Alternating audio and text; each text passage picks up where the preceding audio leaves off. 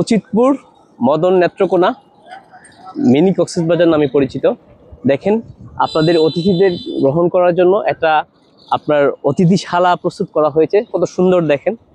তো এখানে আপনার শুধু এটা না, আশেপাশের পরিবেশটা আসলে খুবই আপনার, আমরা যে বলি আমরা শহরে থাকি, ইট পাথরের শহরে থাকি, আমরা আসলে শহরে থেকে আমরা কিন্তু অনেকটাই একঘেয়েমি কাজ করে।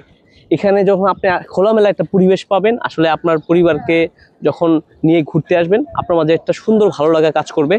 তো আমার এখানে একজন ভাই আছেন, আপনাদের সাথে পরিচয় করিয়ে দিব। উনি হচ্ছে অনেক দিন ধরে এই ঘাটে থাকেন, বা ওনার একটা নৌকাও আছে। তো ওনাদের সার্বিক অবস্থা নিয়ে আজকের ওনার পুরোপুরি ব্যবস্থা নিয়ে একটু কথা বলবো।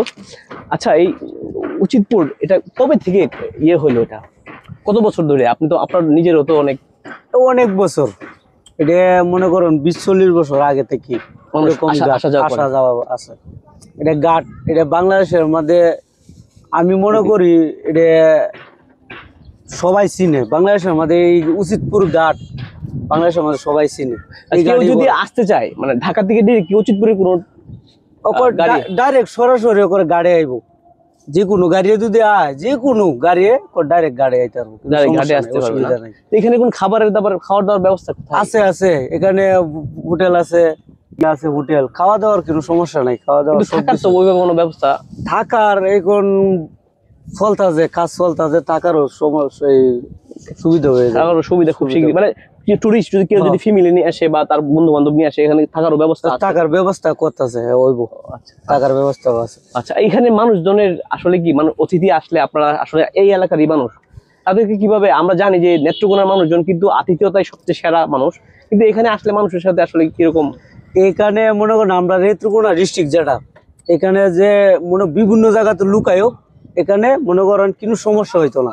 এখানে আমরা নেত্রকোনার মানুষ খুব ভালো, তারা মনে করেন সম্মান, যেরকম সম্মান দেওয়ার লাগে সম্মান দিয়া, তো অঘটন মঘটন কত জায়গা আছে, এরকম সিস্টেম নাই।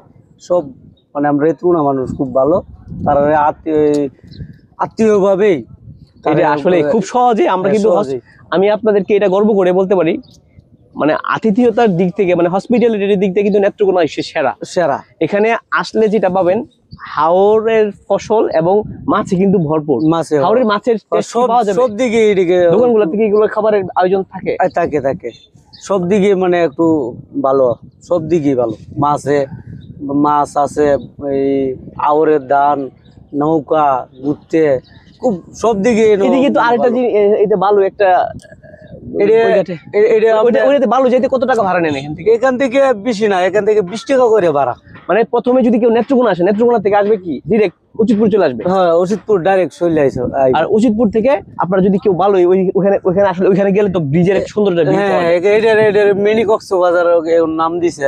ওইটার নামই মূলত মিনি কক্সবাজার। ওখানে যাইতে কত টাকা এখানে জনপ্রতি যদি লাইনে টলাতে যায়, মনে করেন 20 টাকা করে লাগে। মাত্র 20 টাকা ভাড়া? মাত্র 20 টাকা। ওইখানে কি কি আছে ওই পারে? এখানে মনে করেন সৌন্দর্য, এই যে ব্রিজ আছে, ঘুরতে হানি, মানে খোলামোলা জায়গা আছে, এই কারণে মানুষ একটু বেড়ায়।